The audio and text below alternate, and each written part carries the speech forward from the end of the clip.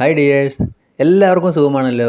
ഇന്നത്തെ എൻ്റെ റെസിപ്പി അടിപൊളി ചിക്കൻ കറിയുടേതാണ്. ചോറിൻ്റെ കൂടെ, നെയ്ച്ചോറിൻ്റെ കൂടെ, ചപ്പാത്തി പൊറോട്ടിൻ്റെ കൂടെ ഒക്കെ കഴിക്കാൻ പറ്റിയ നല്ലൊരു കറിയാണ്. വീഡിയോ ഇഷ്ടപ്പെട്ട് കഴിഞ്ഞാൽ ഒന്ന് ലൈക്ക് ചെയ്യണേ. പിന്നെ ആദ്യമായിട്ട് കാണുന്ന കൂട്ടുകാർ ഒന്ന് സബ്സ്ക്രൈബ് ചെയ്ത് ബെല്ലൈക്കൺ അമർത്തി ഓൾ എന്ന ഓപ്ഷൻ കൂടി ഒന്ന് കൊടുക്കണേ. അതിനായിട്ട് ഞാനിവിടെ ഒരു 600 ഗ്രാമിൻ്റെ അടുത്ത് ചിക്കൻ എടുത്തിട്ടുണ്ട്. കോഴി ഇറച്ചി നല്ലതുപോലെ കഴുകി വൃത്തിയാക്കി ഇതേ പീസാക്കിയിട്ടുണ്ട്. അതിലേക്ക് ഒരു മസാലക്കൂട്ട് തയ്യാറാക്കാനായിട്ട് ഒരു ചീനിച്ചട്ടി അടുപ്പത്ത് വെച്ചു. അതിലേക്ക് 1 സ്പൂൺ ഓയിൽ ഒഴിച്ചു കൊടുത്തു. തീ ലോ ഫ്ലെയിമിലിടുക. അതിലേക്ക് ഒരു 2.5 സ്പൂണ് മല്ലിയിട്ട് കൊടുക്കുക. പിന്നെ വറ്റൽമുളകാണ് ചേർത്തിരിക്കുന്നത്. ഒരു 7-8 വറ്റൽമുളക്, ഒരു 1/2 സ്പൂൺ അളവിൽ പെരിഞ്ചീരകം, അത്ര തന്നെ കുരുമുളക്, ഒരു 4 ചെറിയ കഷ്ണം പട്ട, 4 ഗ്രാമ്പു. എന്നിട്ട് നമ്മളിതൊന്ന് ചെറുതായിട്ടൊന്ന് മൂപ്പിച്ചെടുക്കണം. അതായത് ലോ ഫ്ലെയിമിൽ തന്നെ ഇടണം. അപ്പോൾ ഈ മുളക് വേണമെങ്കിൽ നമ്മൾക്ക് എരിവിനനുസരിച്ച് ഒന്ന് കുറയ്ക്കാവുന്നതാണ്. ഇനി അതിലേക്ക് ഒരു അല്പം ചെറിയ ജീരകം കൂടി ചേർത്തു. എന്നിട്ട് ഒന്നുകൂടി ഇതൊന്ന് വറുത്തെടുത്തു. അപ്പോൾ ഒരുപാട് കരിയാതെ തന്നെ നമ്മൾ ഈ ഘട്ടത്തിൽ അതിൻ്റെ ഫ്ലെയിം ഓഫായി കൊടുത്തിട്ടുണ്ട്. ഇനി ഇത് ഞാനൊന്ന് അരച്ച് വരാം. അതിനായിട്ട് ഒരു മിക്സിയുടെ ജാറിലേക്ക് ഇട്ട് കൊടുത്തിട്ടുണ്ട്. എന്നിട്ട് നമുക്കൊന്ന് വെള്ളം ചേർക്കാതെ അരച്ചെടുക്കാം. അപ്പോൾ പണ്ടൊക്കെ നമ്മളിത് അമ്മിയിലാണ് ഇത് അരച്ചെടുക്കുന്നത്. അതേ മസാല കൂട്ട് തന്നെയാണ് ഇതേപോലെ കിട്ടിയിട്ടുണ്ട്, അല്പം തരിതിരിയായിട്ട്. ഇനി നമുക്ക് ചിക്കൻ കറി ഉണ്ടാക്കാനായിട്ട് കടായി അടുപ്പത്ത് വെച്ചു. 1.5 സ്പൂൺ ഓയിലാണ് ഒഴിച്ചു കൊടുത്തിരിക്കുന്നത്. ഓയിൽ ചൂടാകുന്ന സമയത്ത് ഒരു 1/4 സ്പൂൺ കടുകിട്ട് പൊട്ടിച്ചു കൊടുക്കുക. അപ്പോൾ തീ ലോ ടു മീഡിയം ഫ്ലെയിമിൽ ഇടുക. ഇനി അതിലേക്ക് 2 സവോള ഇതേപോലെ കട്ട് ചെയ്ത് ചേർത്ത് കൊടുക്കുക.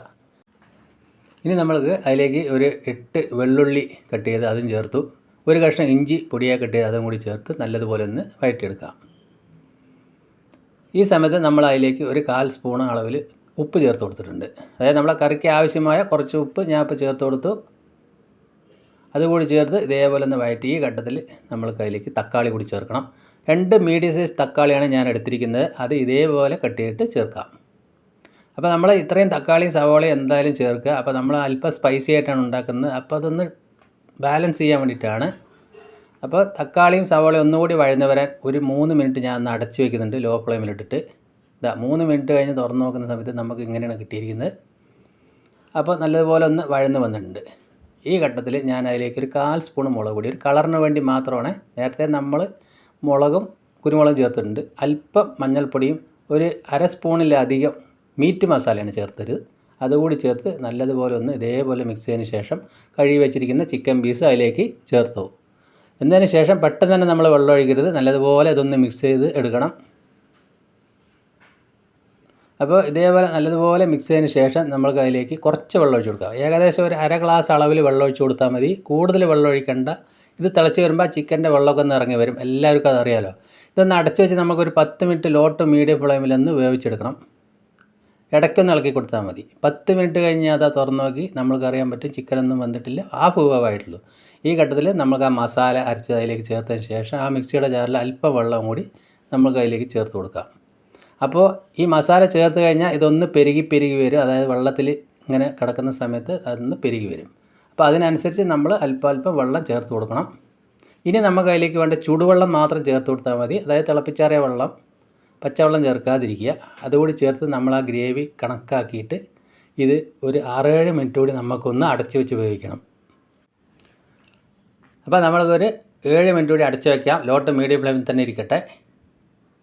അപ്പോൾ 7 മിനിറ്റ് കഴിഞ്ഞതിന് ശേഷം നമുക്ക് കാണാൻ പറ്റും ആ എണ്ണയൊക്കെ തെളിഞ്ഞ് നല്ല കണ്ടീഷനായിട്ട് വന്നിട്ടുണ്ട്. അപ്പോൾ നമ്മൾ ഈ വറുത്തരച്ച മസാല വെള്ളം ചേർക്കാതെ അരയ്ക്കുന്നതുകൊണ്ടാണ് നമുക്ക് ഇതേ പരുവത്തിൽ കിട്ടിയിരിക്കുന്നത്. നല്ല കളറാണ്, നല്ല ടേസ്റ്റാണ്. നിങ്ങൾക്ക് വീഡിയോയിൽ കാണുമ്പോൾ തന്നെ അറിയാം. ആ ഗ്രേവിയുടെ കണ്ടില്ലേ, ഇതേ പരുവത്തിലായിരിക്കണം വേണ്ടത്. അപ്പോൾ ഉപ്പ് പോരാത്ത ഒരല്പം കൂടി ഞാനിപ്പോൾ അതിലേക്ക് ചേർത്തിട്ടുണ്ട്.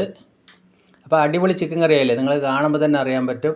പൊറോട്ട, ചപ്പാത്തി, ചോറ്, നെയ്ച്ചോറിൻ്റെ കൂടെ എല്ലാം കഴിക്കാൻ പറ്റുന്ന നല്ല സൂപ്പറാണ്. അപ്പോൾ നന്നായിട്ട് വെന്തിട്ടൊക്കെ ഉണ്ട്. ഇനി അവസാനമായിട്ട് നമുക്ക് അതിലേക്ക് കുറച്ച് മല്ലിയില കൂടി ചേർത്തതിന് ശേഷം അതിൻ്റെ ഫ്ലെയിം ഓഫ് ആക്കാം. അപ്പോൾ ഇത്രയേ ഉള്ളൂ. അപ്പോൾ ഇതേപോലെ ചിക്കൻ കറി ഉണ്ടാക്കാത്തവർ എന്തായാലും ഒന്ന് ട്രൈ ചെയ്ത് നോക്കുക. അപ്പോൾ അതിൻ്റെ ഉപ്പൊക്കെ ഞാൻ നോക്കുന്നുണ്ട്, എല്ലാം കറക്റ്റായിട്ട് വന്നിട്ടുണ്ട്. ഇനി നമുക്കത് ഒരു 3-4 മിനിറ്റ് അടച്ചു വെച്ചതിന് ശേഷം നമുക്ക് സെർവ് ചെയ്യാം. അപ്പോൾ നമ്മുടെ നാടൻ മസാല ചേർത്ത ചിക്കൻ കറി നല്ല അടിപൊളിയായിട്ട് വന്നിട്ടുണ്ട്.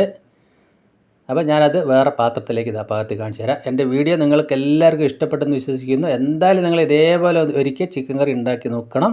അത്രയ്ക്കും ടേസ്റ്റാണ്. ഇന്നിപ്പോൾ ചോറിന് നമുക്ക് ഈ ചിക്കൻ കറി മാത്രം മതി. വീണ്ടും നല്ലൊരു വീഡിയോ ആയിട്ട് കാണാം. Thank you.